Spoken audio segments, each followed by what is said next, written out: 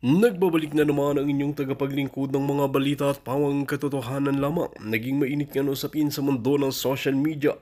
Matinding pagkabigla ang naramdaman ni Kuting matapos isiwalat ng korte ang mga ebidensyang matagal ng kinukubli.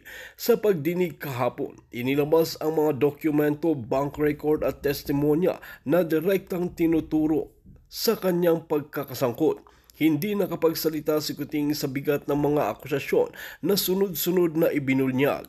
Ayon sa korte, ang mga ebidensyang ito ay galing sa maaasahang sources at authenticated na. Pati ang mga dating kakampi ni Kuting ay unti-unti nang umuurong at lumalayo sa kanya.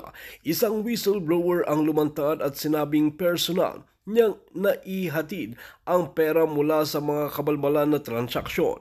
Umalingaw-ngaw sa loob ng husgado ang mga salitang panahon na para managot. Pinag-aaralan na ang mga abogado posibilidad ng paghahain ng kasong kriminal laban sa kanya. Maging ang publiko ay nahati. Ang ilan ay nabigla, ang iba naman ay nagsasabing matagal na naming alam yan.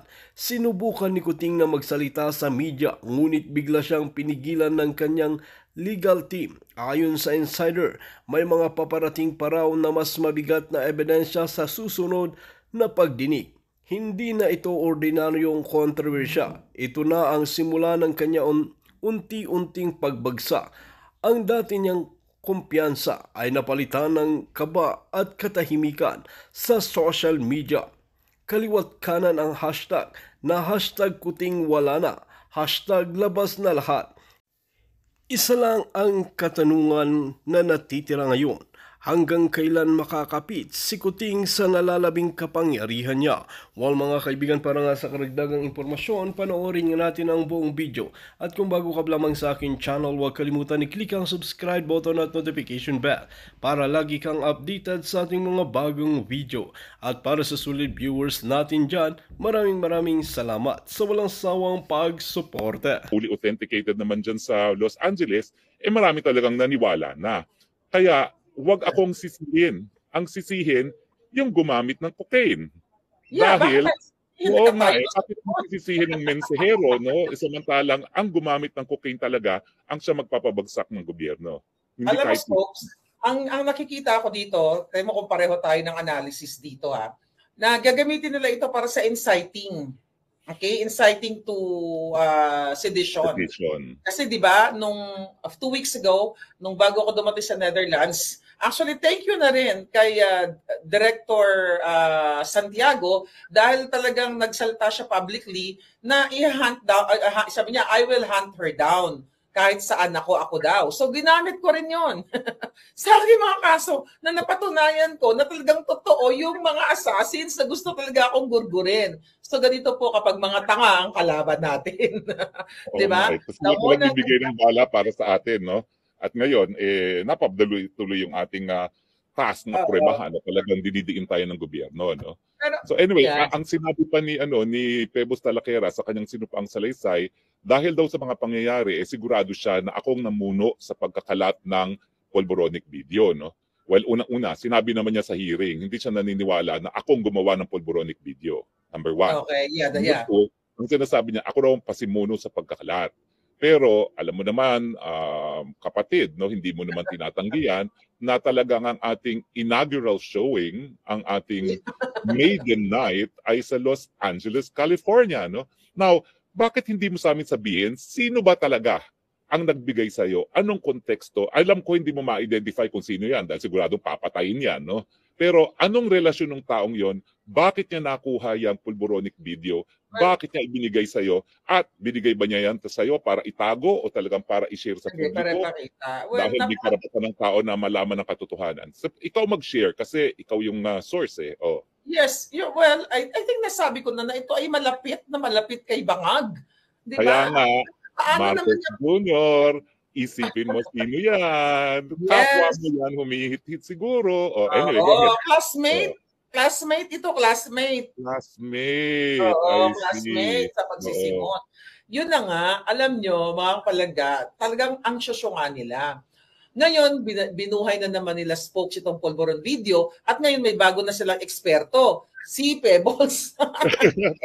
Kaya, Pero ngayon, sabi mo sa akin, kung malapit na malapit kay Marcos Jr. itong nagbigay sa'yo, bakit niya ibinigay sa'yo? well, kaya niya binigay alam mo, ang tagal na kasi niyan. Kaya niya ibinigay dahil sukang-suka na siya dito sa nangyayari sa ginagawa ng pagnanakaw, kidnapping, smuggling ng gobyerno. So, binigay yan sa atin para kahit papaano, ma-redeem niya yung sarili niya na, makagawa siya ng tama sa buhay niya. Kaya yan ibinigay sa akin, yung video na yan. At kahit ano pang gawin ninyo, hindi nyo mapapaamin si Maharlika kung sino yung puting ahas. At tama si Pebbles Talakera. Nung tinanong siya, di ba, kung sino yung puting ahas, sinabi niya, hindi naman sinasabi ni Maharlika, doon siya tumama kasi never ever kung sinasabi kahit kanino, kahit sa'yo folks, kahit magkaibigan tayo. Kasi pinoprotektahan ko yung mga taong nagtiwala sa akin ng impormasyon. Even sa mga cases ko, di ba yan, tinatanong yan, pero may mga protective order yan, di ba? Pinoprotektahan yan ang, yung mga ganong klaseng what you call it, mga puting ahas. So, protektado yan, mga kababayan. So, tama siya doon. Pero doon, ang nakikita ko kasi Spokes talagang script yun eh. Obvious naman eh, na talagang si Akop, binabasa kunyari. So, ang nakikita ko naman kay Mother Talakera, talagang wala siya magawa. Ako, personally, I can speak harshly laban kay Pebbles, o I can expose more or whatever, pero ayoko siyang mapatay. Ayoko siyang magurgur. Yun lang yun sa akin. Matagal ko na sinasabi yun. Alam mo, nung lumabas yan, naka-shadow ban ako sa Facebook. Halos walang nanonood ng Facebook ko dahil naka-shadow ban ako. Hindi ko alam kung Facebook yan o yung administrasyon ng gumawa niyan. Pero ang talagang nakita natin, di ba, sinusubaybayan natin kung sino mga nanonood, no? Yung mga milyon-milyong mga nanood, galing sa Facebook pages ng mga ordinaryong mamamayan. Hindi sa akin. Kasi, sabi ko na, di ba, naalala mo, useless yung aking Facebook dahil mga panahon na yon, shadow ban ako, konti-konti na mga nanonood sa akin. Swerte na ako kung may 3,000 na audience ako, no? Dahil nga, shadow ban, no? So, naalala mo yung isang PhilAm na kasama natin dun sa hotel room ko, no? Na in less than 24 hours, halos 2 million views na, no? Naalala mo kung sino yun, no? Si Chris Lam. Oo, tapos meron pang may isa pang PhilAm, no? Na together, 2 million in-add up natin, mas malaki pa yung viewership nila kaysa doon sa viewership ng 20 Sona. 20 million, 25 million, 30 million. So, patunay na talagang pati tayo, dahil nga sinadovan tayo, hindi masyado nakapagkalat niyan, no? Ang nagkalat talaga dyan, mga ordinaryong mga mamamayan. Yes, ano pa yung mga nagkalat naman yan para sa katotohanan, no? Maniwala kayo hindi, kayo na maghusga. Kaya ngayong binuhay nila ang Polvoron video, panuurin ninyo po. Tignan niyo po ang mukha ni BBM. At tignan niyo po kung naniniwala ba kayo na si BBM yan o hindi. Kasi naman, sabi nga ng isang kaso, no, ang tunay na test sa katotohanan ay yung kapangyarihan ng isang ideya na matanggap sa malayang merkado ng idea. So ngayong binuhay nila, pag-usapan po natin, kayo pong maghusga, si BBM ba yan? At tanungin yung mga sarili ninyo. Kung hindi si BBM yan, bakit hanggang ngayon ayaw niyang mag-hair follicle test? Oh, yan. So, bakit hindi sila nag-hair follicle test hanggang ngayon kung walang katotohanan yan? Ate mo spoke 1 hour ago, ABS-CBN. Usually, hindi pinipick up ng ABS-CBN ang ating kaibigan na si Pebbles. Hindi yan nagpipick up ng vlogger. Ako nga, hindi ako pinipick up ng mga yan. Pero ngayon, obviously, ang sabi dito, vlogger Pebbles Cunanan claimed in a sworn affidavit submitted to the House Tri-Committee that Attorney Harry Roque is behind the Polvoron video, purportedly showing President Ferdinand Marcos Jr. doing drugs. Mali yan, ha? Bakit? Anong nakasaad dun sa affidavit, ha? Fake news yan. Kasi basahin nyo kung anong nakasaad dun sa affidavit ni... sabi dito, basahin natin ito pala yung kanyang affidavit. Ako si Vicente Pebbles Cunanan, nasa hustong gulang. Ayan. Basahin mo yung number 9. Number 9. Nabasa ko na ba? Sinabi ni Pebbles na ako ang nasa likod. Ang sabi niya, I quote, kung kaya naman, base sa aking mga nabanggit, ako ay naniniwalang si Atty. Roque ang orihinal na pinagmulan ng Polvoron video. Ibig sabihin, ang dapat report nila, yun ay paniniwala lamang ni Pebbles. Wala siyang personal na kaalaman na akong nasa likod niyan. That's true. So fake news yung report ng ABS-CBN. Fake news. At Fake dito news kasi i-quote na lang nila yung affidavit, ang tamad-tamad pa nilang mag-quote na it is the belief of Talakera na akong behind it, which is different from sigurado ako na si Roque ang nasa likod niya. Opinion niya to. Alam nyo ba mga kababayan kung bakit ganito ang script ni Pebbles Talakera? Takot siya ma-resbakan ni Attorney Harry Roque ng defamation case. Well, actually, hindi ako nagdidemanda ng criminal libel dahil yan ay labag sa aking advocacy yan na dapat walang kulong ang libel dahil sa malayang pananalita. No? Pero ginawa niya, posibleng pagsisinungaling sa Kongreso na hindi ordinary perjury. Yan yung false testimony in a congressional hearing na mas mabigat ang pinapataw na parusa. Pero in fairness, hindi rin naman siya nagsabi ng sigurado ko na si Roque ang nasa likod niyan kasi ang sabi niya, paniniwala ko lang na si Roque ang nasa likod niyan. Opinion lang niya. No? So parang wala rin siyang kaso pagdating doon. No? Wala rin. Wala, nakakainis. Yung mga media ngayon sinasabi, sabi ni fake si Talakera, I'm behind it, na parang may personal na knowledge si Talakera. Sabihin nyo naman media na according to Talakera, she believes or in her opinion that Roque is behind the Polvoronic video. Na matagal ko nang sinasabi dahilan kung bakit ako dididikdik na administrasyon nito. So thank you very much. Dahil ngayon, gagamitin ko ito dito sa Amsterdam. Alam mo, sinasabi nila rito, kasi nga ang dami rito mga asylum seekers na wala raw akong pag-asang ma-admit dahil nagkaroon na ng right-wing government. Eh dahil dito sa hearing na ito, parang 100% mabibigyan na ako ng asylum. Di ba? That's true. So, nagpakita pa ng mga pictures. So, talagang alam ko dinikdik lang siya. Alam niyo mga kababayan, paano ba spokes ang isang tao para paniwalaan ng huwes, ng husgado o ng taong bayan? Number one, may credibility ka dapat. Dapat paniwala siya. So number one, nakakaawa talaga si Mother. Kaluoy man, Diyos ko po. Yung kasinungalingan na ako ay nasa Vancouver. Number two, yung kasinungalingan, syempre doon sa gumasos sa kanya sa Hong Kong. So try ko, bakit hindi ako imbitahan sa... Pangatlo, yung mga statements niya na base lang sa kanyang mga opinion na wala naman siyang ebidensya. Kasi pag ikay nagsalita tungkol sa iyong opinion na wala ka namang ebidensya, ang tawag dyan, hearsay. Hearsay. So walang pang-apat, ginawa nga siyang eksperto. Siya ay forensic expert sa pamamagitan. At pang-lima, kaduda-duda talaga pagkatao niya dahil sa pagiging napakatinding kritiko ni Marcos, ngayon halikpwet siya kay Marcos, di ba? Bakit? Magkano yan? Anong dahilan? Bakit? Sabihin mo, bakit?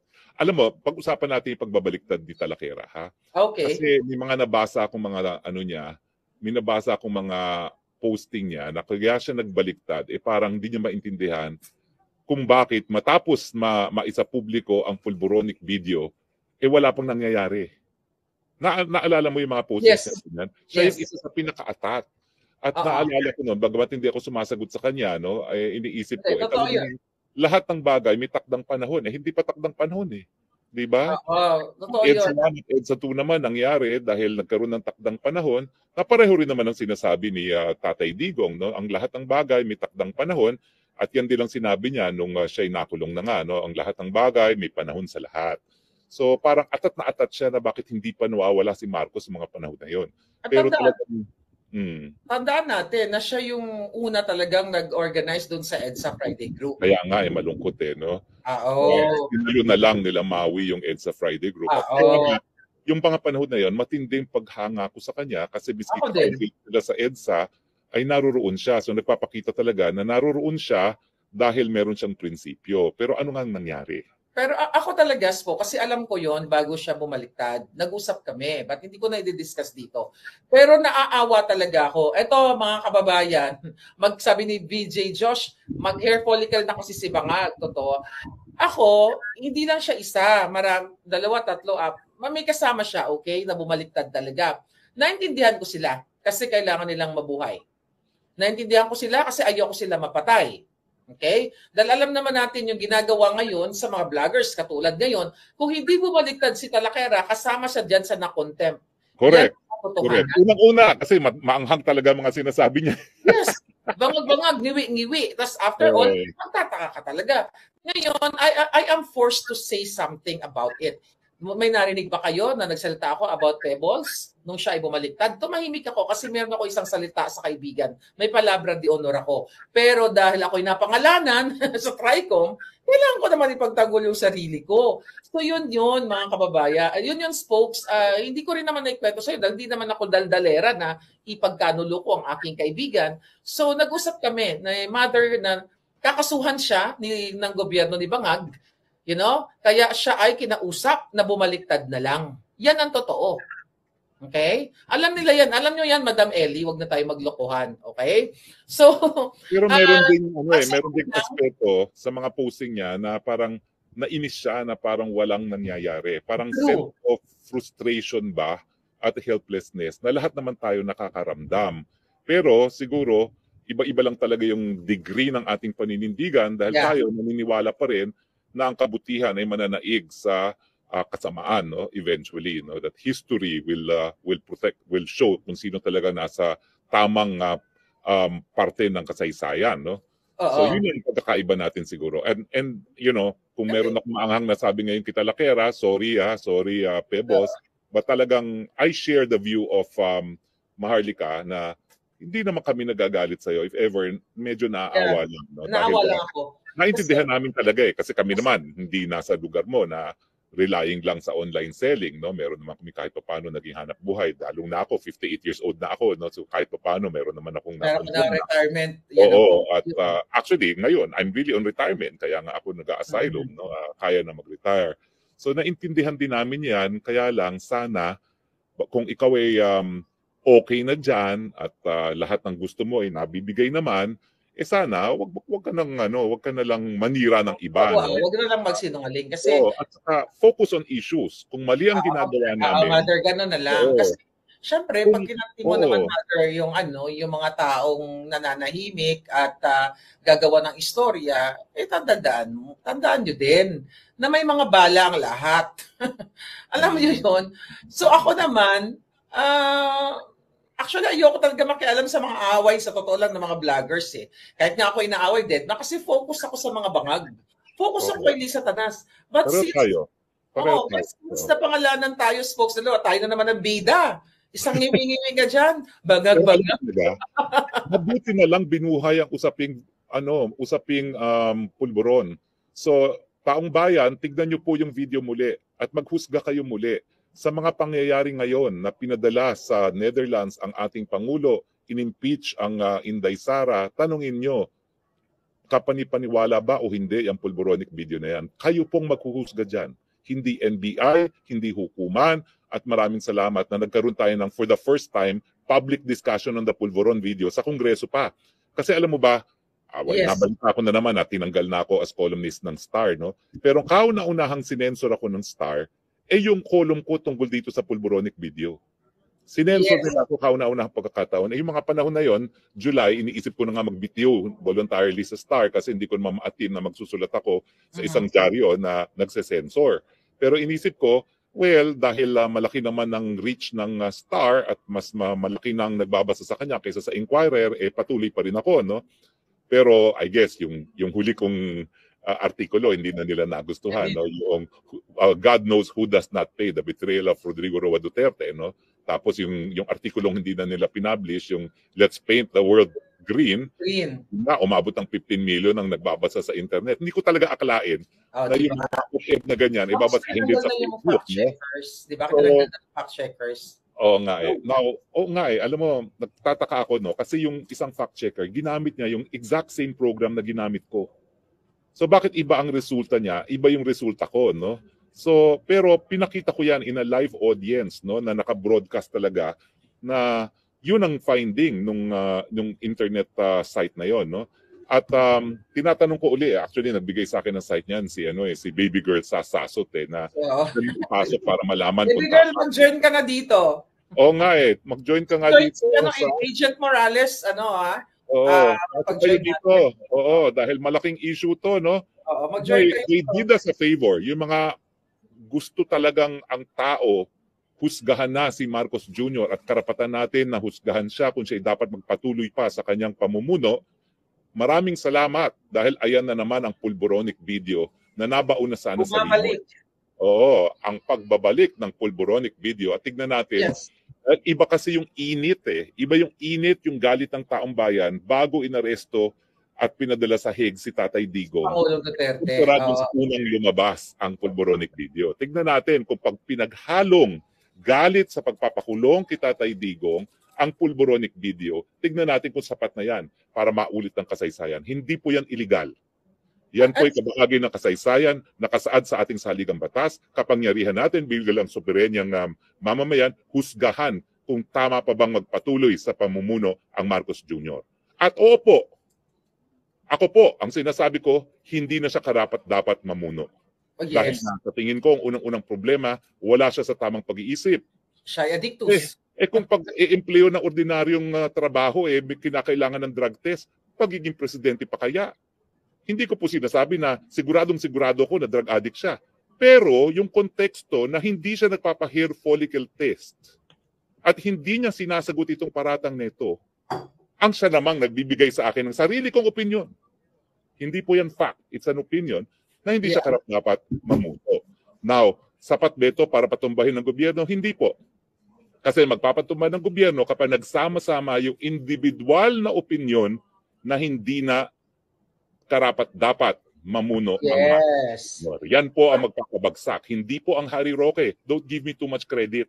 Ang galing ko naman. Superman naman ako na kaya ko magpabagsak ng gobyerno. Yes. Taong bayan po, kapag sama-sama nang naghusga, wala na kayong magagawa. At sana naman po, dahil nabuhay ang pulboronic video, together with sa pagpapakulong kay Tatay Digong, ayun, magkaroon na ng desisyon ng taong bayan. At ako po, hinihimo ko kayo, husgahan nyo na siya kung siya ay kadapat-dapat pang magpatuloy. Ang opinion ko po, hindi na dapat. Dahil gaya ng sinabi nga ni BP Sara, pag siya nagpatuloy, baka wala na tayong 2028 na aasahan. Yes. Spokes na madagdag ko lang kasi ang nakikita ko talaga, gagamitin nila itong pulburon na video at ang testimonya ni Vicente Conanan, yung real name no ni Mother Pebbles, no. So yun ang gagamitin nila yung video para sabihin na tayo ay nagpapalaganap ng propaganda sa mga malisyosong o mga peking impormasyon o disinformation. Ito nga ang challenge ko. July. Magiging suitable lang yung ganyang klaseng inciting to sedition na kami naghihikayat kung mapapatunayan nila na ginawa ko, yung pulburon video na yan, minanipula natin. Kaya nga, challenge ko sila, July pa lang, na bakit hindi kayo mag-file ng case? Dahil sabi niyo, hantingin niyo ako hanggang Amerika, mag-isang taon na, hindi kayo nag-file ng case na ilagay niyo doon. Ano ba dapat, spokes? Kung ako ay, kunyari, totoong AI, yung ginawa ko, minanipula ko, ano bang kaso? Kasi pina-challenge ko sila, file a case against me na minanipula ko yan, yung video na yan, para meron tayong dahilan, para ipa-extradite niyo ako or whatsoever, anong plano niyo. But until now, wala pa rin case. Well, ako naman po, no, babalik ko po yan doon sa taong bayan maghuhusga. Kahit anong sabihin ng NBI na taong gobyerno, aasahan mo bang NBI na magsabi na adik nga ang ating presidente? Aasahan mo ba ang PNP na sabihin authentic yung video na yan? Hello? Dapat impartial. Hindi, meron na sila. Oo, yung dalawang authentication natin, impartial yun. Walang interest yun. Mga siyensya lang sila sa larangan nga ng video authentication, no? Ayaw nga nila mag-file ng case ngayon. Tinakot nga ako ng DILG, DND, lahat yata ng mga hukbong sandatan. PNP, lahat sila. Nakakasuhan ka, Maharlika. Makipag-ugnayan kami sa embassy, makipag-ugnayan daw sila dito sa Amerika, mag-iisang taon na, ngayon may bago na naman kayong expert. Akala ko ba napatunayan na ni Abalos yung mga tenga-tenga? Remember that, folks? Nakakatawa talaga yung picture.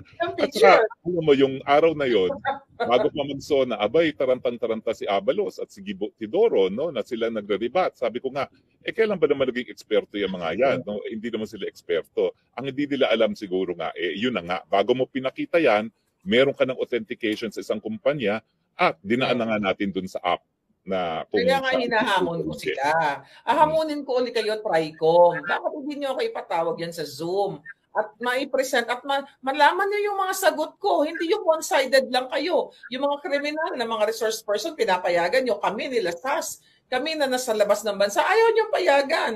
Diba? Nasaan ang fairness? Ngayon, kung naniniwala kayo sa inyong bagong IT, bagong eksperto, bagong forensic expert sa katauhan ni Pwede, Salakera. Salakera, then gamitin nyo siya as expert. You know, Correct. sa case na Oo. lagay nyo dyan, as per expert, Vicente Cunanan, dada. Di ba? Ganun lang kasimple. Ganon eh. Ganon. At saka, kung naniniwala kayo sa isang tao na napakagaling magbigay ng opinion, kasi sabi niya, sigurado ako si Harry Roque sa aking opinion ang siyang nagpakalat, edi go ahead, maniwala kayo dyan, pero sa batas kasi, sa batas ng ebidensya, kinakailangan ang tatayuan mong testimonya ay bagay-bagay na meron kang personal na kaalaman at immaterial ang iyong mga opinion. Unless expert witness ka. At kailan pa naging expert witness nga ang isang Pebbles Salakera? Oo, meron ba siya, nag-aral ba siya sa forensic forensic check, mag-examine ng mga video. Kaya ba niya gawin yung forensic expert dito na ginawa sa California? So doon mga kababayan, actually, sabi ko nga, nakakaawa talaga yung aming kaibigan dahil siya ay naiipit sa ganito. Obviously, sabi ko nga, talagang parang tinutukan ng baril na ito, sabihin mo, isulat mo, ganyan, para idiin ang isang Harry Roque. At syempre, kasama na ako doon. Although, you know, kahit sabihin pag hindi ako napuruhan, nandoon pa rin ako sa sinumpaang salaysay. Di ba? Tayo dalawa ay talagang mag-BFF. Well, anyway, kaya naman tayo, patuloy pa rin ang ating sayaw. Yes, bangag, ngiwi, folks. Ngiwi. O, di ba? Lalo sila nag-iinit ngayon. I know. So, yun lang. Pero ang papasok si Agent Morales, pero pinamalas po talaga ng ating mga palangga kanina na kaya natin durugin sa pamamagitan ng ating talino at galing at tapang itong mga hunghang na si Abante. O, di ba, nagagalit siya. Alam mo, sa teknolohiya na rin, no? Kasi talagang rinigaluhan tayo ng Panginoon dito sa internet na ito. That's true. Hindi gaya ng panahon ni Marcos Sr. na ang mga tao talaga nagre-rely sa mimeograph.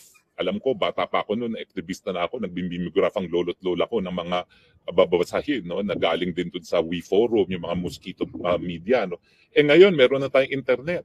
Kaya hindi nila napigil na makita ano yung total count natin na nakita yung pulboronic na sila na maghuhusga kung AI nga yan o hindi. Parang katumbas ng populasyon ng Pilipinas, di ba? Yeah. On the same Pero day. talagang ngayong araw na to, folks, napatunayan natin na talagang bangag din ang pag-iisip nitong mga nasa Tricom. Dahil imagine mo, nakakahiya talaga sila. Talagang sa tingin mo ba, si Pebbles, na ang video ay AI. Katingin mo ba ito ay kahit sino na pala po pwedeng magtestimonya na ganyan, no? O, kahit sino pwede na maging expert witness talaga. I know, mga Jotang Genemis talaga. So pero naaawa lang tayo dito sa ating kaibigan na alam naman natin, you know, na talagang parang natutukan para lang magsalta ng ganon. Kayo naman na mga kakilala ko, alam naman namin, you know, not only Pebbles, alam naman namin kung saan kayo humugot. Kailangan yung mabuhay. Kailangan yung mamantikaan. And I totally understand. Kung kaya ko nga lang ibigay ang mga pangangailangan nyo para hindi kayo bumaliktad at talagang tutok sa laban, di ibinigay ko na. But yan, wala akong capacity. Barya-barya lang ako, smokes. Yung mga post ni Pebbles bago siya bumaliktad, frustrated siya kasi nga ang inaasahan niya ay hindi, nagagalaw yung protector ng taong bayan, no, na totoo yun. Bong Sandatahan.